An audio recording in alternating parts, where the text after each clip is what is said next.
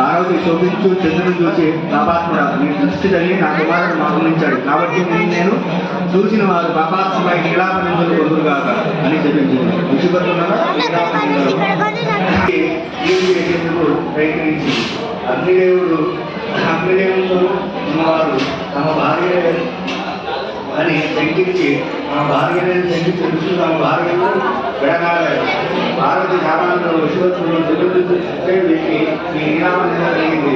దేవతలు మునులు ఋషులు వారు ఋషువత్తులు వచ్చిన ఆమెను మరవేస్తున్న కూడా అతడు సర్వజనంలో ఉండే అగ్నిహోత్రుని భార్యే ఋషిపత్రుల రూపం ధరించిందని చెప్పి విఘ్నేశ్వరుని దర్శించాడు.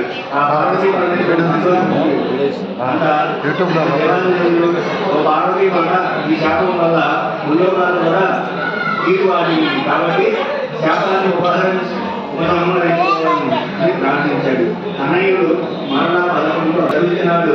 మాత్రం చంద్రుడిని చూడగా జాగ్రత్తపై సుఖముగా ఉంది. ప్రకారం గడిచింది.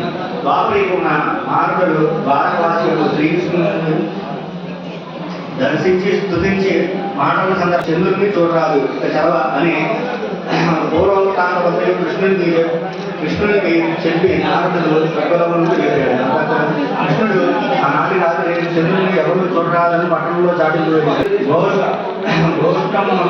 పోయి పాలలో చంద్రుని ప్రతిబింబము చూశాడు.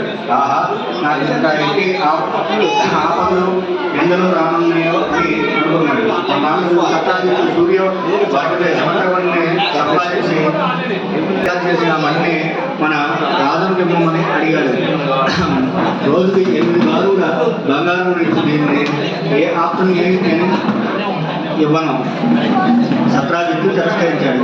అంత ఒకనాడు సత్రాజిత్తు వేటాడటానికి అడవికి వెళ్ళాడు. ఒక సింహం ఆ మణిని మాంసం ఖండాన్ని భ్రమించి అతన్ని చంపి ఆ మణిని తీసుకుపోతుండగా ఒక భలువు ఆ సింహాన్ని చంపి మణిని తన కుమార్తె అయిన జాంబవతికి ఆట వస్తువుగా ఇచ్చింది.